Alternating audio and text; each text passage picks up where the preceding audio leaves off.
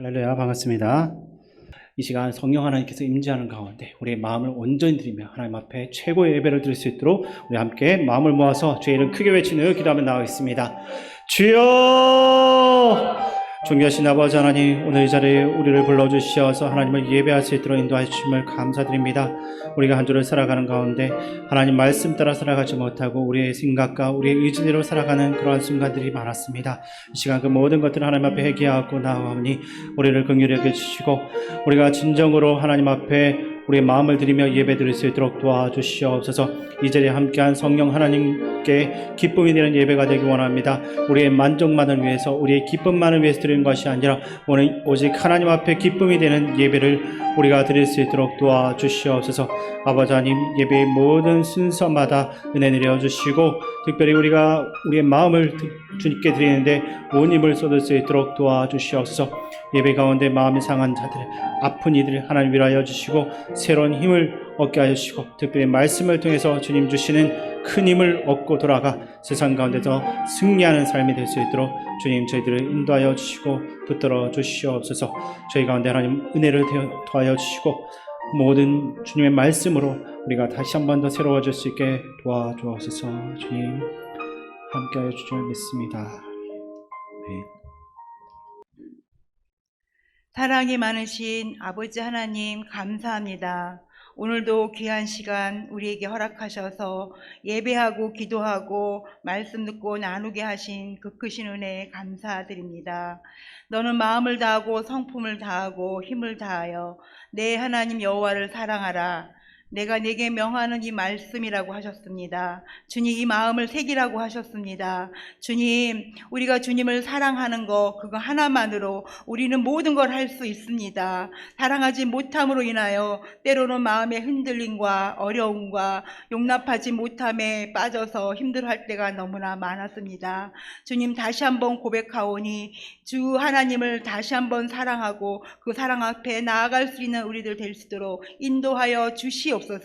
그리하여 아버지 우리가 날마다 그 사랑 가운데 기뻐하며 찬양하며 예배하며 늘 깨지지 않는 기도에 아버지 우리의 모든 시간에 드려질 수 있도록 인도하여 주시옵소서. 주님, 우리 교회를 너무나 사랑하시는 주님, 아버지 우리 시민교회를 더욱더 지켜 보호하여 주셔서 앞으로 나가야 될 길들 하나님 한 분만으로 우리가 다 함께 서로 사랑하고 서로 용납하며 하나된 마음으로 달려갈 수 있도록 인도하여 주시옵소서. 아버지 하나님, 올해 캄보디아 선교를 허락하셨사오니 그 선교에도 함께 하셔서 청년들, 청소년들이 나가는 것이지만 우리 교회 모든 성도들이 다 나가는 것입니다. 우리가 다 같이 기도하게 하시고 다 같이 그곳에 마음을 두고 열방을 사랑하시는 주님의 마음을 우리가 전할 수 있도록 그것이 잘 전달되어질 수 있도록 기도하며 깨어있게 하여 주시옵소서. 보내는 선교사의 사명도 잘 감당할 수 있는 그런 아버지 시민교회 되게 하여 주시옵소서. 아버지, 그리하여 정말 주님께서 우리에게 명하신 그 뜻을 우리가 날마다 듣고 순종하고 나갈 때에 하나님께서 우리의 모든 걸 더하여 주실 것을 믿습니다. 주님, 그렇게 기쁨으로 주님의 일, 주님의 나라가, 하나님의 나라가 이곳에 우리 시민교회에 일어날 수 있도록 주님의 나라가 이곳에서 항상 머물게 되어질 것을 믿습니다. 그렇게 아버지 우리가 하나님의 나라를 살아갈 수 있도록 인도하여 주시옵소서. 또한 아버지 하나님, 다음 세대를 위해 기도합니다. 우리가 열심히 기도하고 열심히 하나님께 예배하지만 우리의 다음 세대를 돌보지 못한다면 아버지 어찌하여 우리가 하나님 앞에 갈 수 있겠나이까. 주님, 더욱더 깨어 기도하며 그 아이들을 사랑하고 그 아이들이 하나님을 어릴 때부터 알 수 있도록 우리가 도와주고 격려하고 밀어줄 수 있는 역할을 충분히 감당하게 하여 주셔서 믿음의 계보가 잘 이어져 나갈 수 있도록 인도하여 주옵소서. 유치부와 아동부, 청소년, 청년들이 더욱 굳세게 기뻐하며 예배하며 이 교회에서 자라날 수 있도록 우리 모두가 협력하고 함께 갈 수 있도록 인도하여 주시옵소서. 아버지, 우리들의 가정도 보살펴 주시옵소서. 우리들의 가정이 그냥 쉬는 가정이 아니라 예배하는 가정, 기도하는 가정, 하나님의 비전을 함께 나누는 가정 되게 하여 주셔서 아버지 그 마음으로 세상에 나가서 언제나 담대하고 당당하게 못할 것이 없는 그런 가정으로 주님께서 보호하여 주시고 일으켜 세워 주시옵소서. 충만한 은혜를 부어 주시옵소서. 아버지, 그리하여 우리가 교회를 섬기고 또한 열방을 섬기고 나라를 위해서 기도하며, 아버지, 우리 한국교회가 나라를 위해서 다 일어나 함께 기도할 때, 복음만을 위해서 기도할 때, 아버지, 우리나라의 모든 것들이 옳은 대로 갈 줄로 믿습니다. 주님, 우리가 그렇게 깨어 기도하는 우리 시민교회도 되게 하여 주시고 한국교회 모든 교회가 되게 하여 주시옵소서. 그리하여 우리가 세계 선교 열방까지 사랑하며 주님만을 기뻐하며 주님의 사랑 속에서 사는 그런 한 사람 한 사람 되게 하여 주시옵소서. 아버지, 오늘 말씀 전하실 목사님에게도 함께 하셔서 그 말씀이 우리를 깨게 하시고 우리가 다시 한번 주님 앞에 주님을 사랑한다고 고백하는 거룩한 말씀이 되도록 아버지 이곳에 임재하여 주시고 인도하여 주실 것을 믿사오며 거룩하신 예수님 이름으로 기도하옵나이다. 아멘. 아멘.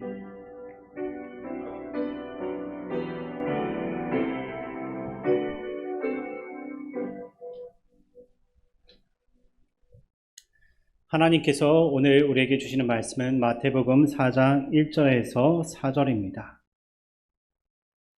신약성경 4페이지입니다.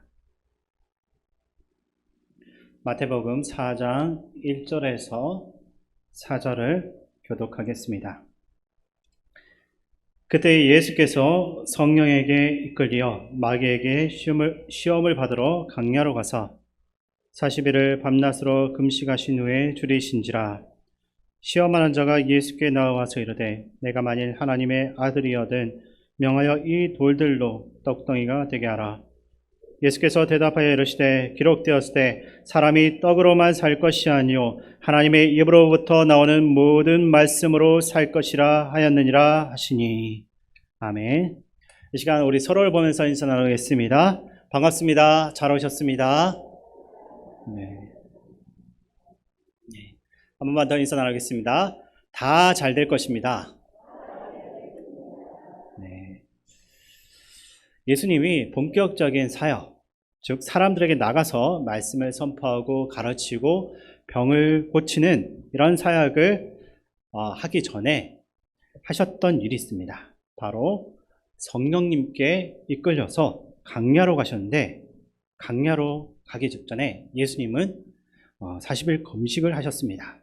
이 40일 금식을 하신 뒤에 성령이 충만한 상태로 현장 사역지로 나갔으면 참 좋았을 것인데 강야에서 사탄에게 시험을 받으시게 됩니다. 근데 그 당시에 예수님의 육적인 상태를 알려주는 것이 2절인데 거기에 보면 금식을 하신 후에 줄이신지라 라는 표현이 나옵니다. 40일 동안 금식을 하시다 보니까 배가 너무나 고프신 것입니다. 아마 하루 이틀 단 한 끼만 굶어도 우리는 배고픔을 느끼게 되는데 40일을 금식하시다 보니 인간의 연약함이 예수님 안에서 얼마나 크게 드러났겠습니까? 그때 시험하는 사탄이 와서 예수님께 질문을 하고 그를 시험하게 됩니다. 그러면 이 사탄의 시험에 예수님은 구약의 말씀을 인용해서 첫 번째 시험을 이겨내게 됩니다. 그런데 예수님이 처음 인용한 구약의 말씀이 어디에 나와 있는 말씀이냐면 신명기에 나와 있는 말씀입니다. 신명기 8장 3절에 보니 예수님께서 인용하셨던 말씀이 기록되어져 있는데 제가 읽어드리겠습니다. 너를 낮추시며 너를 줄이게 하시며 또 너도 알지 못하며 내 조상들도 알지 못하던 만나를 내게 먹이신 것은 사람이 떡으로만 사는 것이 아니요 여호와의 입에서 나오는 모든 말씀으로 사는 줄을 내가 알게 하려 하심이니라. 아멘. 이것은 모세오경의 가장 마지막에 나오는 말씀이라 할 수 있습니다.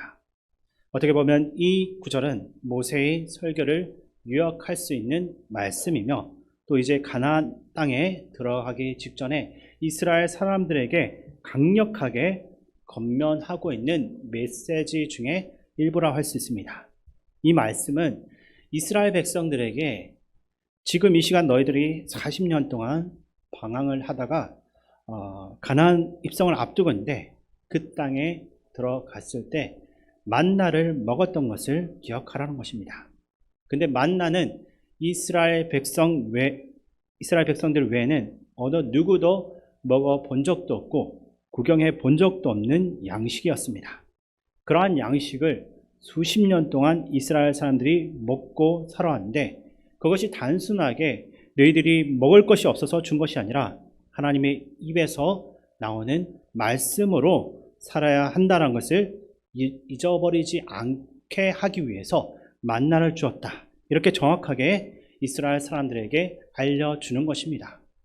그러면 우리는 이 말씀을 대할 때 사실 말씀으로 받아들이기 때문에 은혜가 되는 것이지만 이 말씀을 읽을 때마다 어떤 분들은 이러한 궁금증이 생길 수가 있습니다. 그 궁금증은 왜 만나를 먹을 때 사람은 하나님의 입으로 나오는 그 말씀으로 살아야 함을 기억할 수밖에 없을 것인가? 라는 질문입니다. 근데 왜 오늘 이 신명기와 또 시험을 받고 있던 예수님께서는 사람이 먹는 것으로 또 떡으로만 사는 것이 아니라 말씀으로 살아야 한다는 것을 가르치셨던 것입니까? 처음 제가 성경을 읽고 이 4장 4절을 접했을 때는 먹는 것이 다가 아니라 이 먹는 것보다 말씀이 중요한 것이다 라고만 생각했습니다. 그래서 그 이상의 것을 생각해 보지 못했지만 오늘 이 신명기 말씀과 예수님께서 하셨던 이 말씀은 왜 우리에게 말씀이 필요한지에 대한 정확한 해답을 주는 말씀이라는 것을 나중에 깨닫게 되었습니다. 그것을 하기 위해서 우선 신명기에 기록되어 있는 이 말씀을 왜 주셨는가에 대한 이유를 우리가 분명히 알아야만 합니다. 하나님께서는 출애굽한 이후로 매일 이스라엘 백성들에게 먹을 것을 주셨는데 만나만 주신 것이 아니라 메추라기도 주셨습니다. 그리고 하나님께서는 그 외에도 그들에게 필요한 것들로 그들의 삶 가운데 항상 채워주셨습니다. 이 모든 것을 요약해 주는 것이 신명기 8장 4절의 말씀인데 제가 이 말씀 읽어드리겠습니다.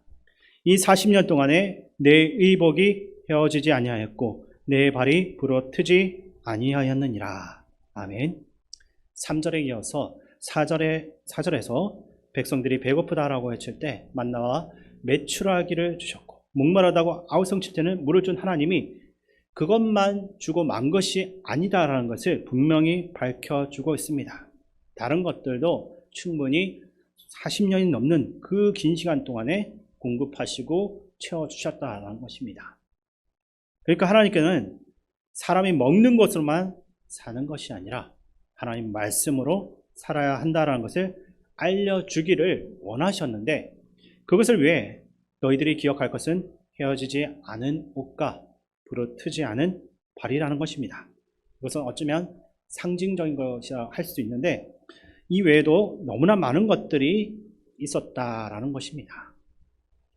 어쨌든 하나님은 40년 동안 백성들이 광야 생활을 하는 동안 먹을 것만 채워주신 게 아니라 그들이 필요한 그 모든 것을 채워주셨다는 것을 우리는 기억할 수밖에 없는 것입니다. 그래서 우리가 이 시간 꼭 알아야 할 것은 말씀이 왜 먹는 것보다 우선순위가 될 수밖에 없는 것인가라는 것입니다. 이 말씀을 조금 더 이해하기 위해서는 하나님이 만나를 주셨을 때의 명령을 생각해 보아야 합니다. 그렇게 할 때 왜 먹는 것보다 말씀이 중요하고 그리고 왜 말씀이 우리에게 필요한지를 조금 더 분명하게 우리가 이해해 볼 수가 있을 것입니다. 하나님께서 모세를 통해서 이스라엘 백성들에게 만나를 보내주실 때 그냥 먹으라고 하고 만 것이 아니라 분명한 명령이 있었습니다. 출애굽기 16장 16절 말씀 제가 읽어드리겠습니다. 여호와께서 이같이 명령하시기를 너희 각 사람은 먹을 만큼만 이것을 거둘지니 곧 너희 사람 수요대로 한 사람의 한 우멜씩 거두되 각 사람이 그의 장막에 있는 자들을 위하여 거둘지니라 하셨느니라. 아멘. 한 우멜은 한 사람이 매일 먹을 수 있는 양식입니다. 그러니까 하루치의 양식을 그 식구 수대로 한 우멜씩 정확하게 거두라고 명령을 주셨습니다. 근데 오늘 이렇게 먹을 것을 주셨는데 내일 안 주시면 어떻게 될까? 이러한 걱정과 생각 동안에 그러한 생각으로 하루 동안에 다 먹지 않고 저장을 했던 사람들이 있었던 것 같습니다. 인간적으로는 참 지혜로워 보여지기는 하겠지만 하나님 보시기에는 이들의 행동은 너무나도 어리석은 것이었습니다. 그러다 보니 하나님께서는 모세를 통해서 이렇게 말씀을 하셨습니다. 출애굽기 19장 말씀 제가 읽어드리겠습니다. 모세가 그들에게 이르기를 아무든지 아침까지 그것을 남겨두지 말라 하였으나. 아멘. 그러니까 한 오멜씩 거두었던 그 만나를 아침까지 남겨두지 말고 다 소각하라 이렇게 명령하셨는데 그것을 저장해 두고 남겨둔 사람이 있었다는 것입니다. 근데 어떤 사람들은 모세의 말을 듣지 않고 아침까지 그것을 남겨둔 것입니다. 그래서 그 남겨둔 것에는 벌레가 생겨났고 악취가 풍기게 됩니다. 그것 때문에 모세가 그들에게 몹시 화를 내었다라고 기록되어 있는데 하나님께서 모세를 통해서 주신 그 명령을 지키지 않았더니 그들에게는 하늘의 양식, 하나님께서 보내신 그 풍족한 양식이 더 이상은 먹을 수가 없는 양식이 되어버린 것입니다. 사람은 자신의 그 지혜를 따라서 조금 더 음식을 가져다가 남겨야지라고 짧게 생각합니다. 근데 그 저장한 음식은 결국 내일은 먹을 수가 없는 음식이 되었다는 것입니다. 모세가 화를 낸 이유는 하나님이 너희들에게 정확하게 이렇게 약속을 주셨는데 왜 너희들은 그 하나님을 의심하는가라는 것입니다. 사람들 사이에서는 내일 먹을 양식까지 저장해 두는 게 지혜였을지도 모릅니다. 그러나 하나님에게는 그것은 불순종이었습니다. 왜냐하면 오늘도 주고 내일도 주실 것이고 그 이후에도 끊임없이 분명히 주실 것인데 그럼에도 저장했다라는 것은 하나님의 그 약속을 믿지 않는 불신앙의 태도였다라는 것입니다. 근데 흥미롭게도 오히려 반대로 행했던 사람들이 있습니다. 출애굽기 16장 24절 같이 한번 화면을 보면서 읽겠습니다. 그들이 모세의 명령대로 아침까지 간수하였으나 냄새도 나지 아니하고 벌레도 생기지 아니한지라. 아멘. 그들이 모세의 명령대로 그것에 다음 아침까지 간수하였지만 그것에게서는 그전까지 했던 것하고는 다르게 악취가 나지 않았고 구더기도 생기지 않았다라고 합니다. 여기서 아침까지 간수했던 것이 무엇입니까? 하나님께서 모세에게 명령을 한 대로 식구의 수대로 6째 날에는 한 사람 앞에 2오멜씩 거둔 그 양입니다. 하나님께서 말씀하신 대로 그것에 순종했을 때 그들에게는 문제가 생기지 않았습니다. 그러나 자기가 조금 더 지혜를 발휘해 보겠다고 명령을 어기고 조금 더 거두고 조금 더 저장할 때는 그것은 더 이상 먹을 수가 없게 된 것입니다. 하나님께서는 이스라엘에게 마지막 때까지 굶지 않도록 만나를 주셨고 그들이 고기를 먹고 싶다고 할 때는 메추라기까지 주셨습니다. 그리고 목이 마르다 할 때는 물이 생길 수 없는 곳에서도 물이 나오는 기적들을 하나님께서 행하셨습니다. 그들은 분명히 하나님께서 주신 양식 때문에 매일의 삶 속에서도 배가 채워진다는 것을 경험했던 것입니다. 그러나 문제는 여기서 만나 때문에 그들이 배를 채우고 그들의 배고픔을 해결할 수 있었던 게 아니라는 사실을 우리는 발견할 수 있습니다. 그들은 만나와 메추라기를 먹기 전에 그리고 반석에서 나오는 물이나 그런 그 외에 필요한 것들을 먹기 전에 그들이 기억해야만 할 것이 있었습니다. 그것은 하나님의 말씀에 대한 순종이었습니다. 만약 그들에게 말씀이 없었다면 만나를 먹을 수가 없었을 것입니다. 하나님은 한 오멜씩 거두라고 분명히 말했습니다.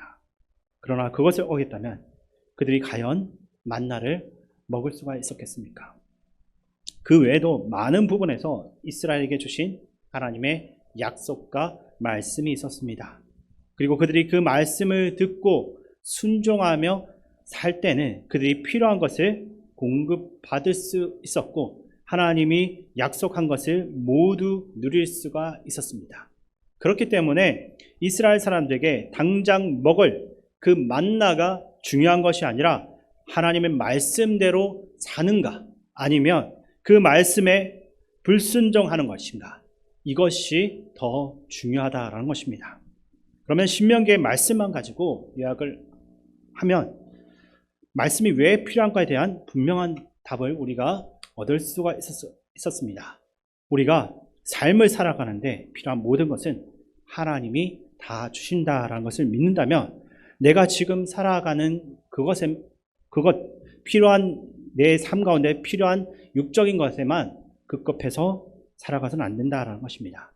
오히려 모든 것을 채워주시는 하나님에게만 집중해야만 한다라는 사실을 주님께서는 우리들에게 원하시기 때문입니다. 우리가 이 세상을 살아가는데 필요한 모든 것은 하나님이 주시기에 우리는 걱정할 것이 없습니다. 혹 그러한 걱정 가운데 예배 가운데 참여하신 분들 있다면 이 말씀을 통해서 깨닫는 은혜가 있기를 바랍니다. 하나님은 어쨌든 모든 것을 주신 분이다라는 것을 우리가 기억하기를 원한다라고 하셨습니다. 오늘 신명기의 말씀을 먼저 정리하는 가운데 저와 여러분들 가운데 이러한 믿음이 있기를 소망합니다. 신명기의 말씀이 이렇다라고 한다면 오늘 그 말씀을 인용했던 예수님의 말씀을 우리가 한번 생각을 해 보아야 할 것입니다. 이스라엘 사람들도 광야 생활을 할 때 필요한 것은 분명히 물과 양식이었습니다. 그리고 아주 비슷한 상황이 발생했습니다. 예수님께서는 40일 동안 금식을 하셨기 때문에 배가 너무 줄이신 그러한 상황이었을 것이고 그것 때문에 분명히 육적인 그 양식이 눈앞에 있었다라고 한다면 아마도 우리와 같이 육체를 가지고 있던 예수님도 그 마음이 흔들렸을지도 모릅니다. 그래서 지금 상황에서 예수님에게 가장 약한 부분을 가지고 사탄이 유혹을 하고 있습니다. 사탄의 유혹하는 말에는 내가 하나님의 아들이니 이 돌들에게 빵이 되게 해보아라. 그리고 빵을 내가 먹든지 아니면 주변에 그 양식이 필요한 사람들에게 나눠줘봐라. 그러면 메시아로서 더 많은 사람들에게 매력적으로 보이지 않겠느냐라는 그러한 의도가 이 악마의 유혹 가운데 숨겨져 있지 않을까라고 생각을 해보게 되었습니다. 만약에 그러한 의도대로 행해서 돌을 떡으로 바꾸는 기적을 사람들에게 보여주게 되었다라고 한다면 수많은 사람들이 정말로 우리가 기대했던 메시아가 왔구나라고 생각했을 것이고 또 그것을 가난한 사람들에게 나눠주었다면 정말 우리를 위한 구세주가 나타났다라고 아마 많은 사람들이 생각해 볼 수가 있었을 것입니다. 그러나 이것은 사단의 말이었지 하나님께서 원하시는 것은 아니었습니다. 그렇다면 왜 예수님께서는 그 사탄의 말을 따르지 않고 하나님께서 주시는 말씀으로 살아야 한다는 것을 분명하게 밝히셨던 것입니까? 예수님께서는 이미 어린 시절부터 자기가 이 땅에 왜 왔는지에 대해서 분명한 인식을 가지고 있던 분이었습니다. 예수님께서 어린 시절에 마리아와 요셉과 함께 예루살렘에 가서 있다가 그 부모를 잃어버린 적이 있습니다. 근데 그때 예수님의 부모님이 예수님을 찾으러 성전에 다시 오게 되는데 그 성전에서 종교 지도자들과 대화를 하고 있는 것을 발견하게 됩니다. 거기에서 마리아는 아이야 이게 무슨 일이냐, 내 아버지와 내가 너를 얼마나 찾느라고 애를 태웠는지 모른다라고 말을 했습니다. 그랬더니 어린 시절에 예수님께서 뭐라고 답을 하셨냐면 어찌하여 나를 찾으셨나이까, 내가 내 아버지 집에 있어야 될 줄을 알지 못하셨나이까 라고 대답을 합니다. 이것은 예수님이 이미 어린 시절부터 자신이 이 땅에 온 이유를 분명히 아셨다는 것을 보여주고 있습니다. 그러므로 우리는 이것을 통해서 예수님께서 마지막 사명을 다할 때까지 그분의 삶이 어떠했는지를 우리가 생각해 볼 수가 있는 것입니다. 우리가 알고 있는 그분의 삶은 사람들에게 위대하게 보여지거나 자신의 능력을 한없이 드러내는 그러한 화려한 모습이 아니었습니다. 우리가 마지막까지 처절하게 사람들에게 수치와 멸시를 당해가면서 죽음을 맞이해야만 하는 그러한 인생이었습니다. 그분은 늘 죄인들과 가난한 자들을 도우며 멸시당한 자를 위로하고 사람들에게 가까이 다가가는 가장 친숙한 그러한 모습을 가지시고 마지막까지 멸시와 조롱 속에서 침묵하며 죽음을 맞이하는 인생이었습니다. 예수님은 하나님의 아들로서 기적적인 일을 행하면서 사람들에게 멋있게 등장하는 모습이 아니라 육체적인 연약함을 가진 한 인간으로서 죽음을 맞이해야 한다는 자신의 인생의 목적을 분명히 알고 있었습니다.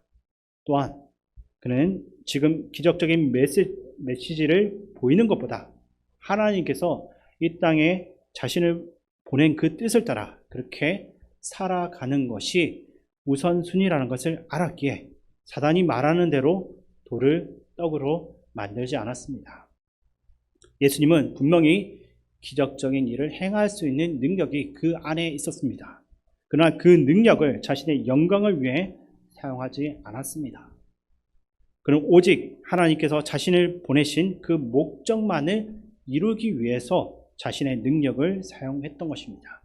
이처럼 예수님의 삶은 우리에게 하나님께서 우리에게 주신 삶의 목적이 무엇인지를 보여주게 됩니다. 우리는 하나님께서 우리를 이 땅에 보내신 목적을 이루기 위해서 우리에게 주어진 삶을 살아야 하는 것입니다. 조금 더 말씀을 정리하자면 그에게 메시아로서 아주 멋진 기적을 나타내라고 한 것은 사단의 말이었고 이 연약함만을 가지고 하나님 말씀을 먼저 생각나게 하는 것이 바로 하나님이 원하시는 뜻이었다라는 것입니다. 우리들에게도 이런 하나님의 메시지와 말씀이 분명히 있을 것입니다. 그리고 이러한 하나님 말씀과는 반대되는 그것과는 완전히 다른 길로 가고자 하는 사단의 메시지도 우리의 삶에 분명히 있습니다. 그렇다면 우리는 왜 말씀이 필요합니까? 하나님의 말씀으로서 먼저 살아가는 것이 하나님께서 원하시는 삶이기 때문입니다. 그러면 우리가 이 땅에 살아가는 이유가 어떤 나의 기준과 목적이 아니라 하나님의 뜻과 그 목적대로 살기를 소망한다면 우리는 이 하나님의 말씀을 절대적으로 필요로 할 수밖에 없다라는 것입니다.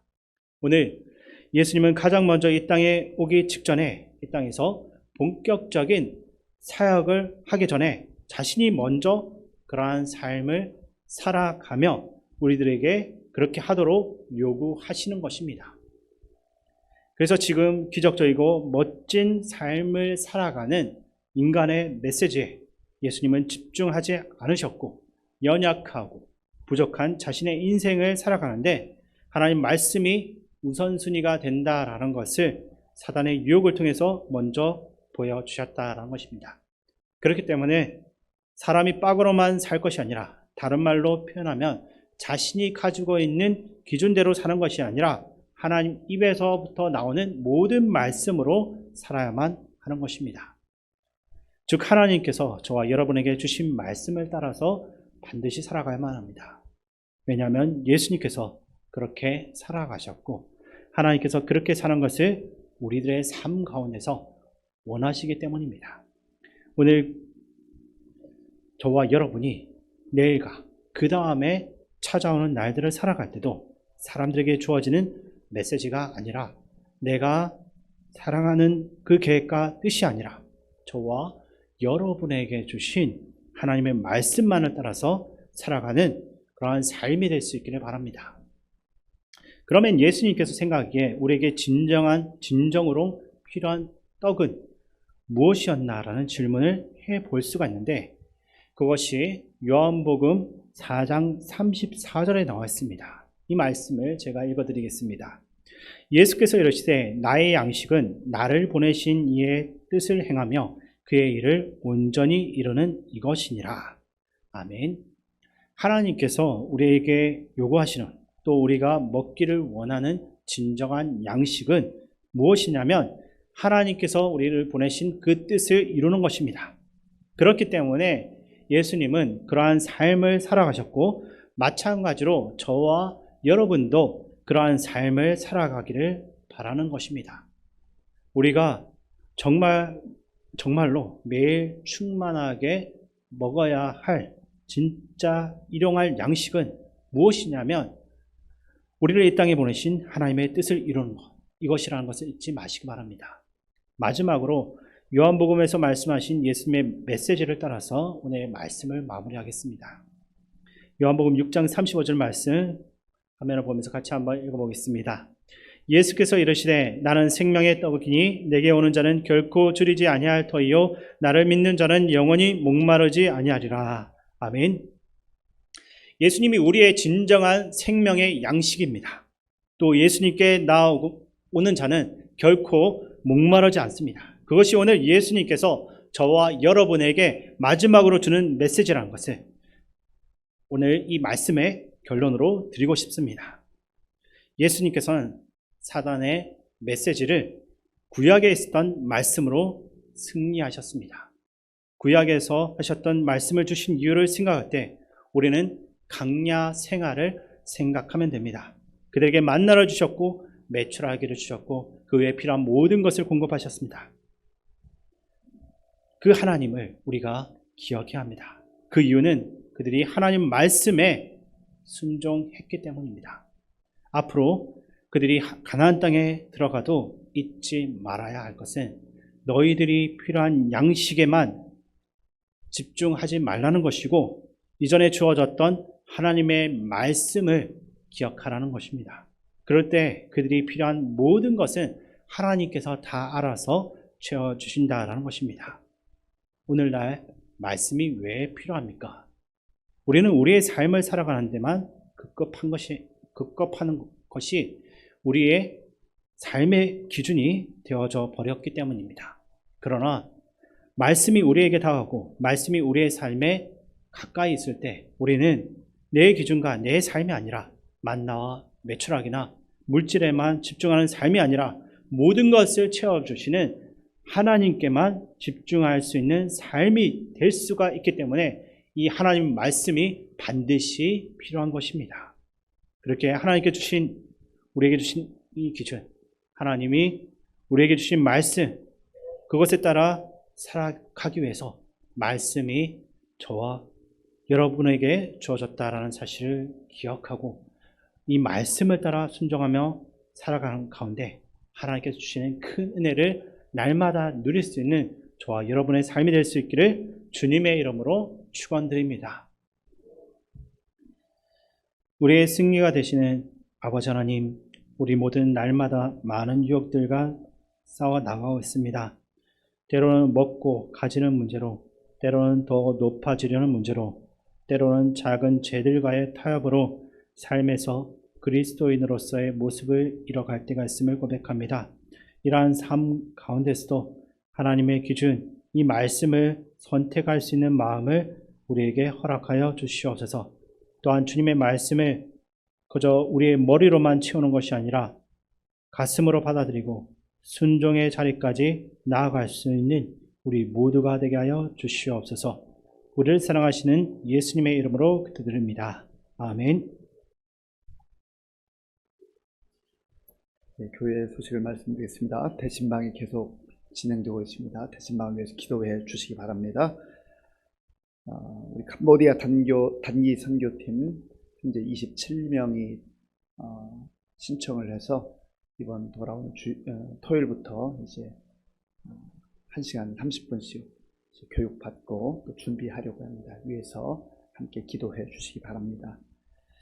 전반기 회계감사 각 기관에서는 회계장부를 7월 2일 주일까지 사무실로 제출해 주시기 바랍니다. 우리 옆에 계신 분들 우리 한 번 더 인사하겠습니다. 하나님의 말씀을 한 주간 승리하시기 바랍니다. 네, 기도하겠습니다. 아버지 하나님 감사합니다. 하나님께서 은혜를 베풀어 주셔서 오늘도 복음과 교회를 위해서 아침부터 이 시간까지 섬기고 수고한 귀한 종들을 기억하시고 저들의 삶에 하나님 풍성한 은혜가 있게 하여 주시옵소서. 아버지 하나님, 하나님께서 우리를 복음사역의 일꾼으로 사용해 주신 것을 감사하며 감격하게 하시고 맡겨진 일에 충성하는 우리 모든 주의 종들이 다 될 수 있도록 은혜를 베풀어 주옵소서. 육신적으로 불편하고 연약한 가운데 있는 우리 성도님들 주께서 새 힘 주시고 능력 주셔서 주가 주신 힘으로 일어나게 하시고 고침받게 하시고 또 이번 한 주간 승리할 수 있도록 주님 도와주시옵소서. 아버지 하나님, 상중에 있는 우리 가정을 기억하시고 유가족들이 정말 힘들 때 마음을 하나로 모으게 하시고 천국의 소망 가운데 승리케 하여 주시옵소서. 지금은 우리 주 예수 그리스도의 은혜와 우리 아버지 하나님의 크신 사랑과 성령님의 교통하심과 역사하심과 인도하심이 하나님의 말씀, 생명의 말씀을 우리 마음에 품고 우리 주님과 이 거친 세상 속에서도 담대하게 승리의 삶을 살기로 결단한 모든 성도들 머리 위에와 교회 가운데 이로부터 영원토록 함께 하옵시기를 간절히 축원하옵나이다. 아멘.